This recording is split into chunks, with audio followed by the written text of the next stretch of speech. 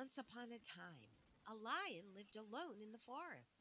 He was a huge lion with paws like dinner plates and tangled mane that stretched around his head like a halo.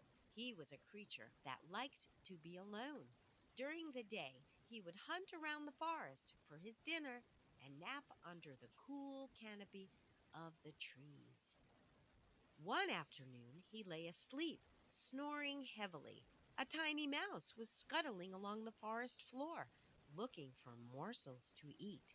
As she was so tiny, she didn't notice the enormous lion spread out under the trees.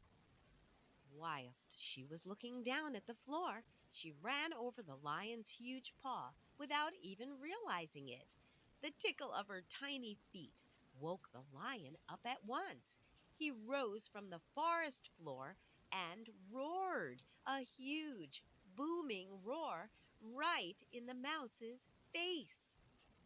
She was terrified, frozen to the spot. She was too afraid to move or run away.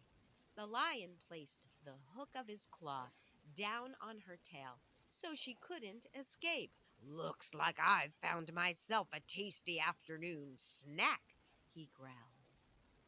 "Please, Mr. Lion," said the little mouse, "don't eat me. I'll give you my word that if you let me free, I will repay you some day." She clasped her little hands in front of her and looked up at him with piteous eyes. The lion laughed. "What makes you think you could ever help me with anything, little mouse? I am much bigger and stronger than you. There is nothing you could do to help me." He was so amused by her idea that he decided to let her go.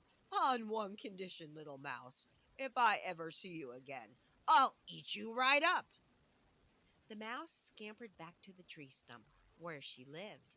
Many days passed until one morning the lion was stalking around the forest, rolling around in the leaves, and washing his face with his paws.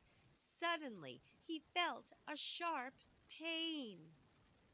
A huge thorn from the briars on the forest floor had become lodged in the soft pad of his paw. It had pierced so deeply that he couldn't walk on it any more. Even though he shook and shook his paw, he couldn't get it out.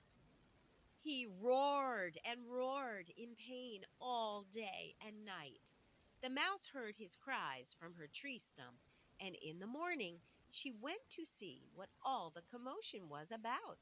She found the lion lying on the floor, holding his paw in the air, weeping to himself. She smiled as she scampered up to him. With a few pulls of her tiny hands, she dislodged the thorn. The lion grinned back in delight. "Oh, little mouse, thank you.